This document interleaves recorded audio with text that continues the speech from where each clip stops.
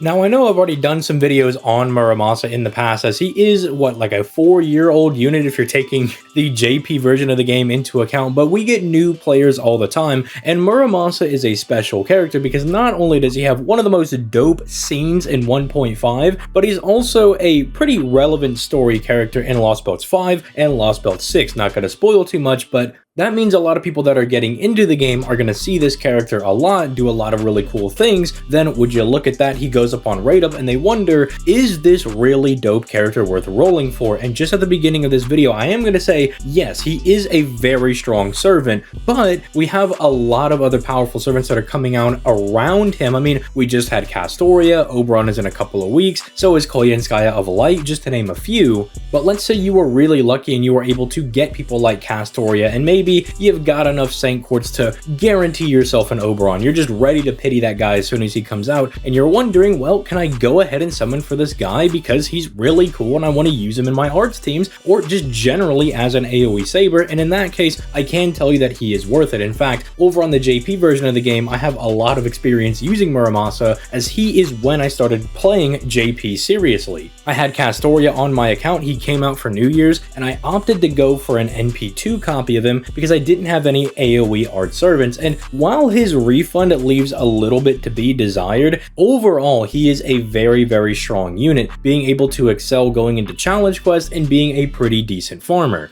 Even in the current meta, you may know as a more experienced player that we're going to be getting Yamato Takeru here in about a year and 6 months, something along those lines, whenever they decide to do the collaboration with Fate Samurai Remnant. And you know that once we get him in the game, he kind of becomes a de facto arts AoE saber farmer, but that does not mean you cannot use Muramasa. So I'm going to break him down in today's video for our newer players, and hey, maybe if you're an older player, you'll get a little bit of extra vision from this or something to really chew on or think about. But regardless, if you enjoy the daily FGO content grind, I'd appreciate a like in the video and maybe even a subscription to the channel, as it's absolutely free and helps me out more than you know. And even if I'm uploading this later into the afternoon, I will still get those daily videos out because somebody's got to talk about FGO, and I'm willing to take that job. But with all that being said, let's start diving into his kit, starting off with his hits. Now, people that have used Muramasa will know that he can kind of excel at using all of his different cards because of his first skill, and because of that, I'm glad that he has a very balanced hit. That does not mean it's exceptional, but his hits are fine. He has 2 hits on the quick card, which isn't the craziest for genning stars, but he does have ways to get his own stars. It may not be as crazy as somebody like Estrella, but he can still generate his own stars with some level of decent consistency, especially if you put a 20-30 on one of your supports. And with the advent of Mighty Chains now being in the game, with that update, you can get that additional 20% bonus whenever you lead with a quick card, or you just do a Mighty Chain, which is a Buster, Arts, and quick card being in your Brave Chain. And if you've used Muramasa, you know you do want to be getting those crits because the second skill allows him to hit pretty decently hard. Now, his Arts cards over here are also just fairly standard. 0.59% NP gain with 3 hits on them. They are okay at face value. He does have ways to boost his NP gain technically, and does have a very powerful third skill that allows him to really excel at being able to fire subsequent NPs. Buster card hits generally don't matter unless you're genning stars with them, and you know we love to see the 5-hit extra attack, because if you weren't aware, the extra attack is a composite card that gens stars NP and does big boy damage. Over here at ZTL Industries, we like to see that 5-hit being the golden standard,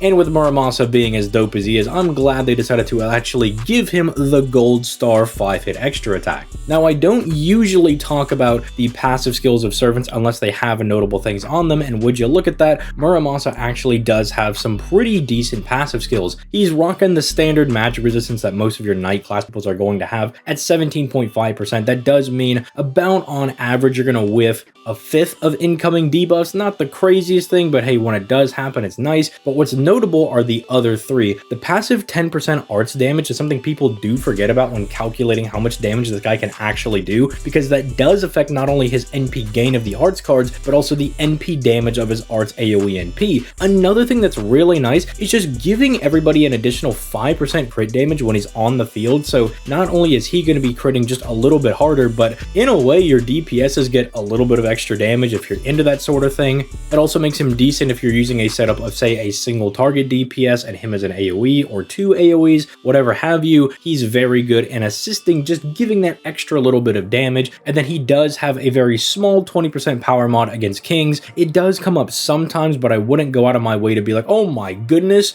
I'm going to use this in every single fight. King attribute enemies really aren't the most common, but hey, when they do pop up, you know, it's really nice to get that extra just free 20% damage because it's a passive skill. But let's move into his main skills. Starting off with his first skill over here, this is the only one that I think if they did decide to buff it, it would definitely turn a lot of heads for Muramasa, because it is a 1-turn 50% Omni card buff, meaning every single card, Quick, Arts, Buster is getting a 50% performance upgrade, as well as a massive 1000% star weight while bombing 15 stars on a 5-turn cooldown. Now, this is very, very strong. Most of the time, you're going to save this for wave 3 if you're using him as a farmer, or you're going to pop it whenever you want to do some Unga Bunga damage when fighting, you know, CQs, AQs, whatever boss fight you're going into. And I think they really could just make this a 3 times for 3 turns type of buff, because that way, if you're using him in farming, you can use this for all 3 nodes, and it'll definitely make his damage a lot more respectable. And if you're going into boss fights, you get more value off of, say, the Arts card, the Buster card, the Quick card, just being able to use them 3 times a piece. But then again, it is already very strong being on a 5-turn cooldown and being his main damage steroid. Essentially, if you're going to be using this guy, save this for a turn where you need to do the most amount of damage. If you're using him as a wave 2 clear for some 90 plus or 90 plus node, pop it then. If you need him to take down the large enemy at the very end of a farming node, or to down a boss or something along those lines, pop it at that point. This is just your big red button of, I want my Muramasa to absolutely butt blast somebody into the ground. Moving over to his second skill, this is his critical damage skill, as well as giving him a little bit of utility. Unfortunately, the Pierce Invul is only on a 1-turn effect and not 3 turns. I really wish they made it 3 turns. It would make him even better in CQs, but I understand why they only made it a 1-turn buff, because if he fights anybody that has evasion or invincibility, he punishes them by getting a 100% critical star generation buff for 3 turns, as well as just giving himself 100% crit damage for 3 turns as well. So not only is he able to get around your opponent's defenses, as spoiler alert, he does have Pierce defense on his NP as well. He can pretty much get around anything aside from solemn defense, but he does punish the enemies by giving himself that crit star generation buff, which does mean he can actually drop some decent stars on all of his cards. Again, not the craziest, especially because he doesn't have that many hits on his NP. He's only rocking 3 on the AoE arts. But 100% star gen is nothing to scoff at. Remember, that is why Caskill was as good as he was for the longest time, because 100% critical star gen buff does mean that your arts cards that never really are supposed to be dropping stars at least guarantee dropping 1 star a piece, which does actually kind of turn them into baby quick cards. Imagine what that does for your Buster cards, and especially your quick cards. Again, not the highest hits, but it is a very strong punish against bosses, while also already being able to get past all of their defenses and smacking them with 100% crit damage for 3 turns. It is why something like 2030 is fairly decent if you don't have your own, say, Lady Avalon or Merlin to provide stars every single turn. Slap that on anybody, your Jufu, your Castoria, and this guy will put in the work. Finally, there is his third skill, which is kind of his NP generation skill, if you want to think of it that way, because he's going to be giving himself a 50% battery, which is always good. Hey, everybody, is a 50% battery good? And everybody says yes. It's pretty much the gold standard for being a strong meta contending servant at this point. It does mean that if you're using him in a 90 plus or 90 plus multi-core setup, he only needs the double Castoria charisma buff to fire his NP without his append skill.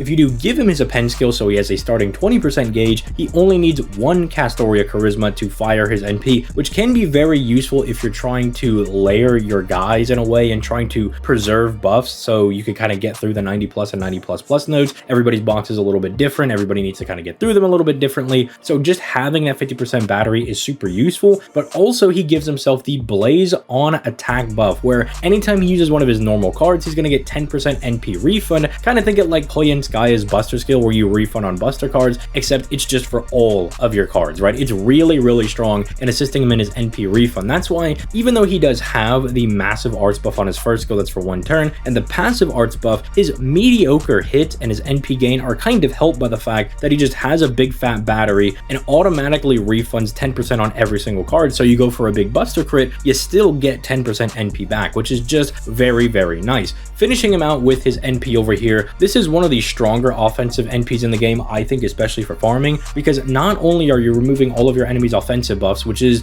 a wildly unsung effect that characters could have, because people will say, oh, well, I want to remove defensive effects, but a lot of bosses will give themselves buffs that can't be removed, but often you'll be able to find yourself cleansing the enemy's crit damage buffs, their pierce invincibilities, their sure hits, their attacks, their card buffs, and that is very useful in assisting you in living some hits that might have actually taken your servants down. He also has pierce defense built into his NP, so you will always have that available. I do like that he has that, because effectively with his second skill up, he can kind of just get around anything. His pierce invul not only gets around invincibility, but for some reason also gets around dodge. And then you'll notice that he's giving himself 10% NP damage and a 10% arts buff for 3 turns a pop that procs first, which does mean Muramasa gets stronger as the fight goes on. He'll repeatedly stack these buffs, which not only makes him really good with Oberon, because he's going to be giving himself NP damage every single turn, meaning by the time that the third turn runs around and you want to plug suit in Oberon, he's already going to have his own 30% NP damage buff, not accounting for something like Black Grail and Oberon's own first skill buff, so he'll be able to do a lot of damage. But that arts buff that he's getting every single turn is not only raising the damage of his NP, but it's raising his refund levels. And I've noticed sometimes when I use Muramasa that he might barely miss out on farming on wave 1, but then by the time waves 2 and 3 come around, he's doing perfectly fine. And again, raising the damage and raising the NP gain technically by getting that arts buff is very, very strong. Now, something you might see, you might look at the NP damage chart and say, ZTL, this guy's not very good. He's only at 23k, and that's with his Omni card buff up. Imagine how bad he's going to be if you don't have that. And for one, that's not his true damage, because I will show you with the calculator what his damage actually looks like on wave 3 once he's stacked 3 of these buffs over on his NP. He gets up to 31,000, which puts him over Takadu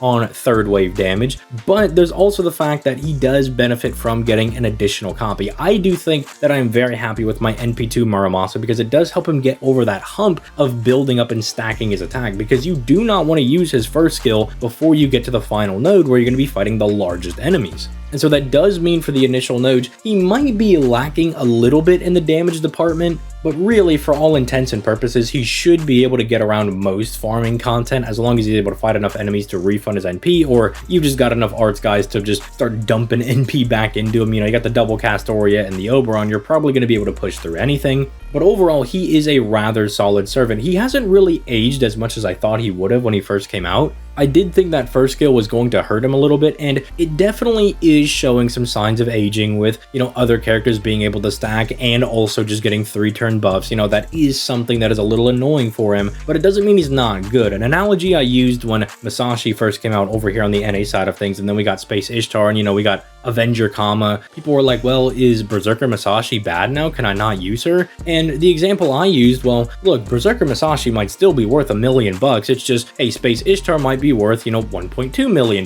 You know, that doesn't detract from the value of Masashi. It just means something better came out, but you can still use your $1 million purchase over there. They are still worth exactly the same amount, and the same thing goes for Muramasa. He hasn't really gotten any worse. He's still fairly good going into modern content. I mean, I guess you could say he doesn't have any survivability, but hey, that's kind of what Arts excels at, with Lady Avalon and Castoria being some of the better units in the game. And he also does have the benefit of just being an art servant, where you have a lot of free-to-play options when it comes to supporting him. Not only is the free waiver or Tamama that you picked up, or hey, maybe you have both, going to be very good with this guy, but Zhufu being a free-to-play 3-star art support, and Asclepius now also being a free-to-play art support, that just makes it really easy to use this guy. You've also got people like Paracelsus that help out very well, giving the minor arts buff, but then the massive NP gain buff, as well as also being able to clear out some nodes. It's just really strong. He's just got a very good setup as an art servant, so any faults that you might have with him are kind of mitigated by the fact that he's an art servant and thus has access to a lot of servants, both free and limited, that are going to be able to help him out. Now, should you summon?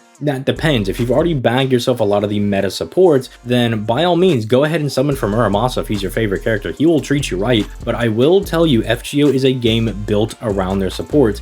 If you can get your grubby little mitts on Castoria and then Koyenskaya of Light, you could pretty much do whatever you want with Arts and Buster teams, even more so if you pick up Oberon, who allows you to do 30% setups with Koyen Light, and then just takes your Arts teams to the next level. So if you don't have them, I would tell you to highly consider saving for Koyen Light, who's going to be coming out in like a week and a half, and Oberon, who's due for about like almost 2 weeks from now, I want to say, because it's Muramasa, Melusine, and then Oberon. Regardless, you want to go for them first, and yeah, it's going to suck that you might miss out on Muramasa, but he'll be on GSSRs. He comes back, I guess, with some regularity. I don't know if I really want to say that too much, but he'll be back essentially, right? Like, you'll have other shots at getting him. They know how popular he is. They're not going to gatekeep him forever, especially with the NA version getting a lot of exclusive banners that the JP side didn't get. They just shower us with bonus banners. I mean, look at how many people are on Raid-Up right now on NA. It's ridiculous. So you can definitely count your bottom dollar that he's going to be coming back. But with all that being said, let me know if you're going to be summoning for Muramasa down in the comment section down below. And if you were able to get him, let me know if this was a catalyst for you being able to get him. Otherwise, I recommend going on Amazon and buying one of those like $20 swords and laying that on your desk or something. I've heard the guy really likes swords.